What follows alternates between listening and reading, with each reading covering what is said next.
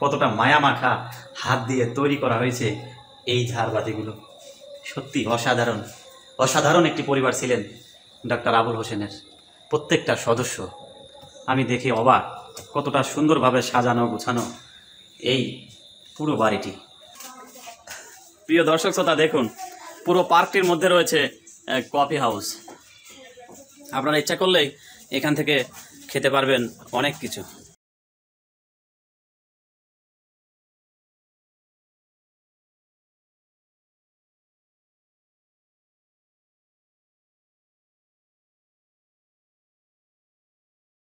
বন্ধুরা দেখুন, এখানে রয়েছে বিনোদনের অনেক কিছু। আমি যদি জানতে চাই এটি কি? এটা হচ্ছে ড্রাগন। ড্রাগন। আমি এখন দেখতে পাচ্ছি ডাইনোসর। হ্যাঁ, ডাইনোসর। আচ্ছা, তারপরে কি রয়েছে ওটাই? এটা বাচ্চাদের মানে পিছলা যে খায় সেটার একটা রাইড রয়েছে। আচ্ছা, এটা প্রিয় দর্শক শ্রোতা, আগে এই গেটটি সবাই ব্যবহার করত এবং এটি ছিল মেন গেট এই স্পটে ঢোকার জন্য। বসার বেঞ্চ আছে, দোল খাওয়ার জন্য দোলনা রয়েছে। এটা শ্রোতারা, দর্শক শ্রোতারা এখানে আসলে এখানে দোলনাও আছে, অনেক বিনোদন করা যাবে এখানে বসে দোল খাওয়া যাবে। পিছনে আমার দেখতে পাচ্ছেন যে পিছনেই একটা পুকুর আছে, সেই পুকুরে কিন্তু আবার অনেক মাছও ছাড়া আছে। মাছগুলো দেখলে অনেকে দর্শনার্থী যারা আসে এখানে কিন্তু পুকুরের পাশে বসে একটু মাছও দেখে, মাছগুলো ভেসে ভেসে কিনারে আসে, ওগুলো আবার দেখে ওরা। হ্যাঁ, তারপরে এই পাশে যে টাওয়ারটা রয়েছে পুকুরের সাথেই, এটা মিউজিয়াম 2। আসলেই দুঃখিত, এই সন্ধ্যা লাগার কারণে এটার ভিতরে লাইট নেই, এই জন্য আমরা এটা দেখতে পাচ্ছেন। আচ্ছা, এই গাছটার কালারই এরকম, পাতাই সবসময় এরকমই থাকে। এটা কি গাছ এটা আমিও তো নাম জানি না। সর্বশেষ আপনার এই পাশে উনি যে থাকতেন আলহাজ আব্দুল করিম বা ডাক্তার আবুল হোসেনের জন্ম এইখানে, ওনার বড় ছেলের জন্ম এখানে উনি থাকতেন। এখানে অনেক ভিতরে ওনাদের মানে বাস করার জন্য, শোবার জন্য, রাত্রে ঘুমানোর জন্য যে খাট, তারপরে আপনার ওইগুলো ছিল ওই আসবাবপত্র যা লাগে ওনার, এগুলো এই ঘরের মধ্যে। কিন্তু দুঃখের বিষয় আমরা তো আসলে এটা লাইট নাই, এটা ভিতরে দেখানো সম্ভব হচ্ছে না।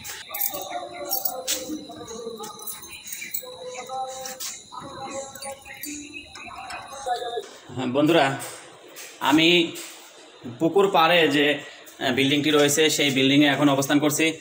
ঢোকার পরে হাতে ডানে পেয়ে যাবেন এরকম একটি আয়না, নিজেকে দেখার জন্য রয়েছে বিশাল বড় আয়না। প্রিয় দর্শক শ্রোতা, দেখুন কতটা মায়া মাখা হাত দিয়ে তৈরি করা হয়েছে এই ঝাড়বাতিগুলো। সত্যি অসাধারণ অসাধারণ একটি পরিবার ছিলেন ডাক্তার আবুল হোসেনের।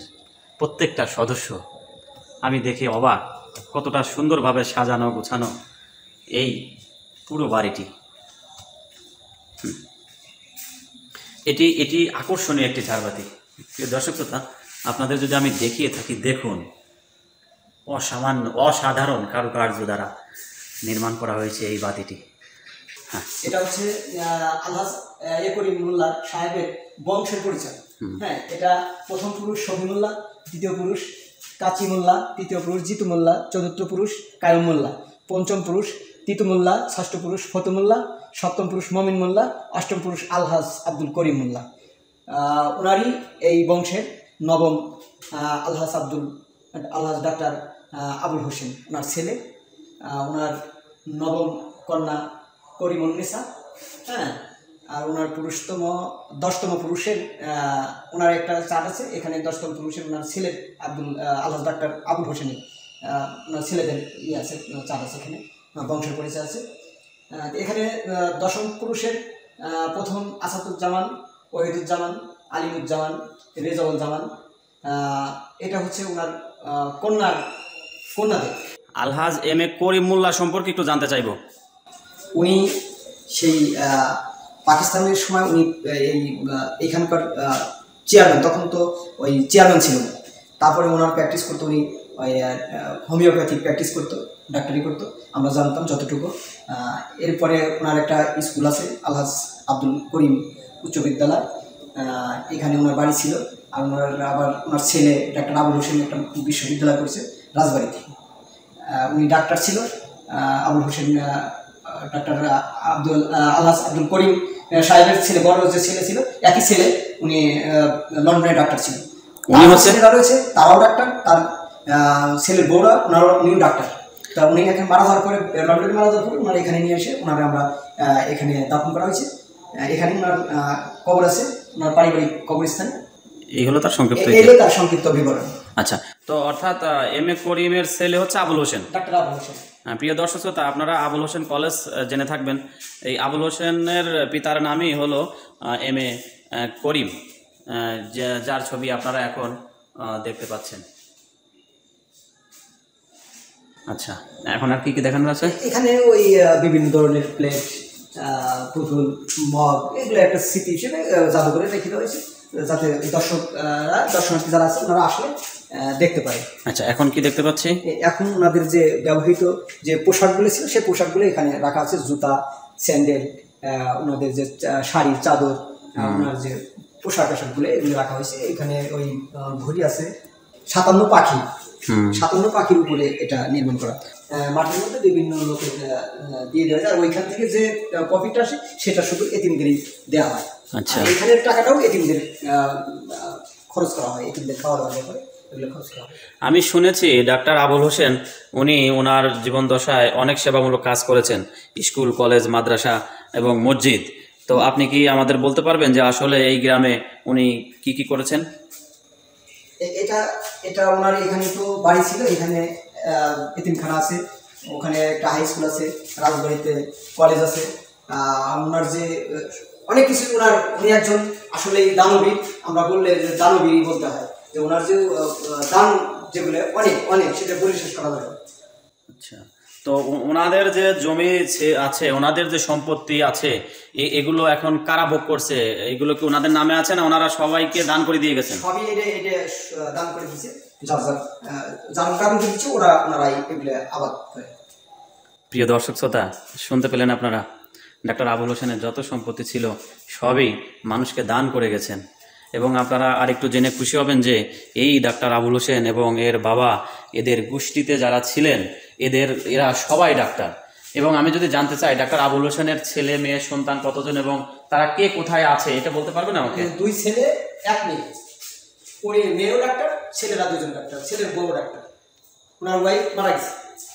ডাক্তার আবুল হোসেনের স্ত্রী মারা গেছে? উনি করোনার মধ্যে মারা গেছে। উনি পরে 1 বছর। ডাক্তার আবুল হোসেন কবে মারা গেলেন? তবে সাল মনে নাই, তবে 1 বছর হয়েছে, 2023 সালে সম্ভবত। 23 সালে থেকে। হ্যাঁ। আচ্ছা, তো ডক্টর আবুল হোসেনের রয়েছেন 1 ছেলে 1 মেয়ে। 2 ছেলে 1 মেয়ে। 2 ছেলে 1 মেয়ে, এবং তারা সবাই ডাক্তার এবং তাদের স্ত্রীরাও সবাই ডাক্তার। হ্যাঁ। আচ্ছা, আলহামদুলিল্লাহ। এখন আমরা দেখতে পাচ্ছি তারই পরিহিত পোশাকগুলো, না? জি। এগুলো কি ডাক্তার আবুল হোসেনের পরিহিত পোশাক? এটা বিভিন্ন জায়গা থেকে আসছে, এগুলো ওনার না, বিভিন্ন জায়গা থেকে একজন রেখে গেছে। আচ্ছা, বিভিন্ন লোকজন এসে বিভিন্ন জন রেখে গেছেন। প্রিয় দর্শক শ্রোতা, দেখতে পেলেন কতটা নামি বলবো, দামি বলবো না কি বলবো, আমার মনে আসে, আমি বলতে পারছি না। কত বড় উদার মানুষ ছিলেন একজন ডাক্তার আবুল হোসেন, যিনি কিনা তার জীবন দশায় যা সম্পত্তি করে গেছেন, দান করে গেছেন বিনা টাকায়, বিনা পয়সায়, এই অসহায় দরিদ্রদের মাঝে। এবং আমি আপনাদের দেখাবো তার নামে অনেক স্কুল, কলেজ, মাদ্রাসা রয়েছেন, এক ঝলক সেগুলোও দেখাবো ইনশাআল্লাহ। কত সুন্দর হচ্ছে।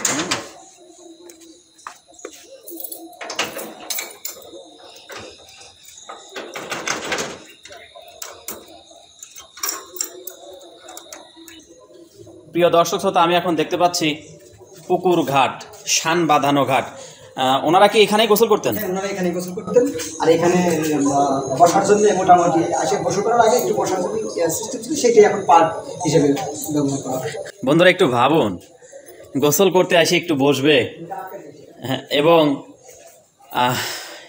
গোসল করবে, কতটা পর্দা ছিল এখানে।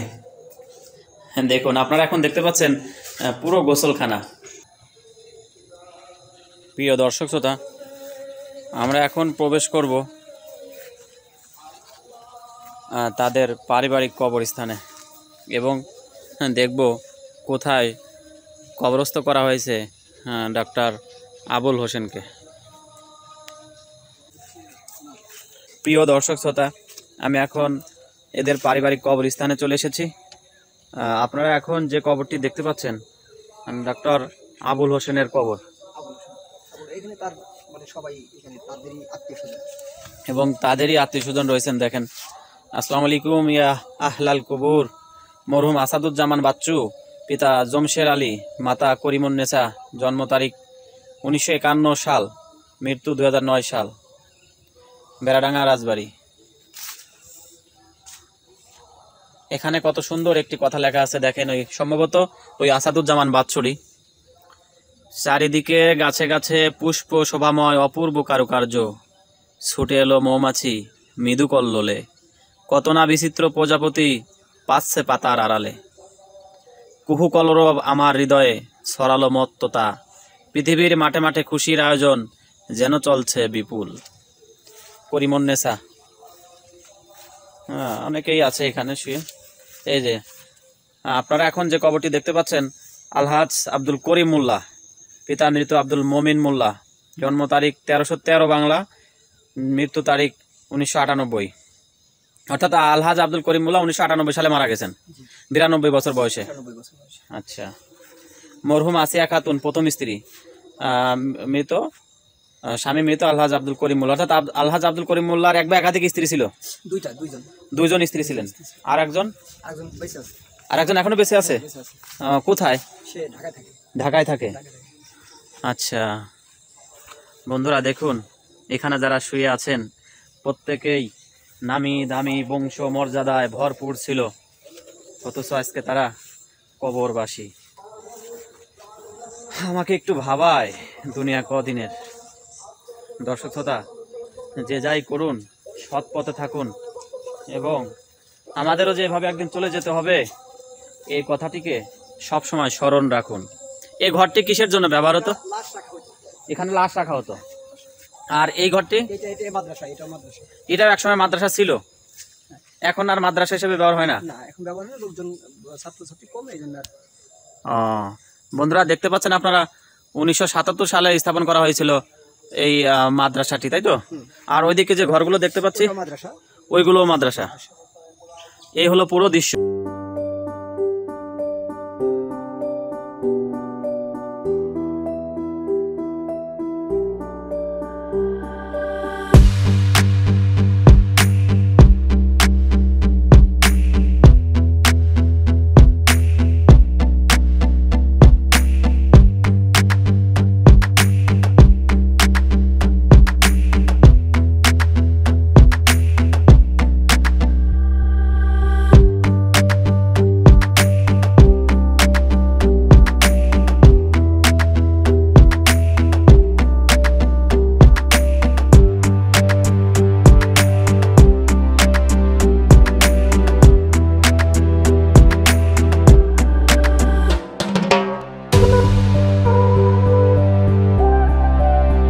প্রিয় দর্শক শ্রোতারা, এখানে আপনারা আসবেন, এখানে ঘুরবেন, এখানে দেখার মতো জায়গা আছে, এখানে ফ্যামিলি নিয়ে ঘোরার মতো জায়গা আছে। এখানে আসলে আপনাদের ভালো লাগবে, অবশ্যই আপনারা এখানে আসবেন, এসে ঘুরে যাবেন। ঘুরে আপনারা সব কিছু দেখতে পাবেন, আনন্দ উপভোগ করতে পারবেন। দেখার মতো অনেক জায়গা আছে, অনেক মজা। এখানে আসলে আপনারা বুঝতে পারবেন, ঘুরে দেখে যান। এতক্ষণ যা আমরা ভিডিও করলাম বা দেখলাম, এর মধ্যে আসলেই আমরা কিন্তু খুব মজা লাগছে, এখানে ভালো লাগছে। এখানে আসলে আপনারা আরও ভালো লাগবে, আসবেন অবশ্যই। আসসালামু আলাইকুম, ভালো থাকবেন সবাই। দর্শক শ্রোতা, আশা করি এই জাদুঘর সম্পর্কে আমার এই ছোট্ট ভিডিওতে বিস্তারিত দেখাতে পেরেছি। বন্ধুরা, আমার এই পরিশ্রম, আমার এই কষ্ট যদি এতটুকু ভালো লেগে থাকে, তাহলে অবশ্যই আমার চ্যানেলটি সাবস্ক্রাইব করে দেবেন, লাইক কমেন্ট ও শেয়ার করে বন্ধুদের দেখার সুযোগ করে দিবেন। এখন আমি আপনাদের জানিয়ে দেব কিভাবে আসবেন, কোথা থেকে আসবেন, ভাড়া কত।